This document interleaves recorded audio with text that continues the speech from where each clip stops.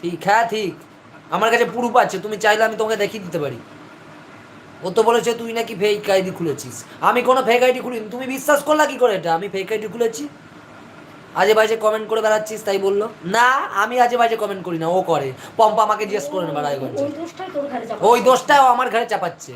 ও চাইছে তুমি যাতে আমাকে না ভালোবাসো আর সবাই যাতে আমার লাইফে আসা বন্ধ করে। আমার কাছে পুরো প্রমাণ আছে। এবার তুমি যদি বলো ওকে থানায় ঢুকাতে হবে, থানায় ঢুকাতে পারি আমি। দুজনের ঝামেলা দুই ভাই মিটাবি। না পারবো না। ও সেদে ঝামেলা করছে আমার সঙ্গে, আমি ওর সঙ্গে ঝামেলা করতে যাইনি। দুই ভাই, ওরম ভাই আমার দরকার নেই, 16 জন মিলে আছে ওর সঙ্গে। আমি কি বলবো বলবো, ওকে রাখবা না। ওর থাকলে আমি যাব না, ওকে রাখবা না। তুমি এরপরেও শুনে ওকে রাখো কি করে? তুমিও তো মা, কিছুই বলার নেই, কিছু বলার নেই বললে হয় না। সব লাইফে গিয়ে ঝামেলা করছে, সবার লাইফ উড়িয়ে দেবে বলছে। আমার লাইফে